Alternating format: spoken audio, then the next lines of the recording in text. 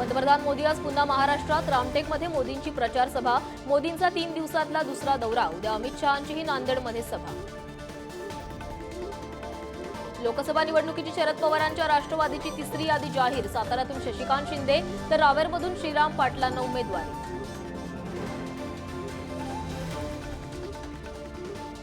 मवियाच्या जागांचा तिढा सुटल्यानंतर उद्धव ठाकरेंच्या सभांचा धुरळा उडणार। दुसऱ्या टप्प्यातील मतदारसंघात 21 तारखेपासून उद्धव ठाकरे प्रचार सभा घेणार।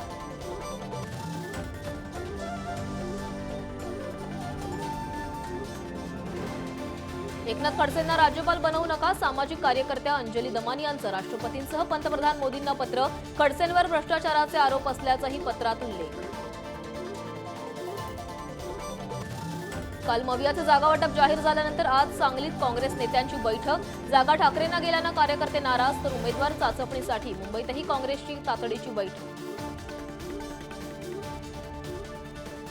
नाना पटोलेंच्या गाडीला अपघात। नाना पटोले सुखरूप। विरोधकांना संपवून भाजपला निवडणूक लढवायची आहे। काँग्रेस प्रवक्ते अतुल लोंढेंची एक्सपोज, तर अपघाताची चौकशी करण्याची भाजपची मागणी। मराठा आरक्षणाबाबतच्या 18 याचिकांवर आज सुप्रीम कोर्टात सुनावणी। आरक्षणाचं समर्थन विरोध करणाऱ्या 18 याचिका दाखल। आजच्या सुनावणीकडे लक्ष।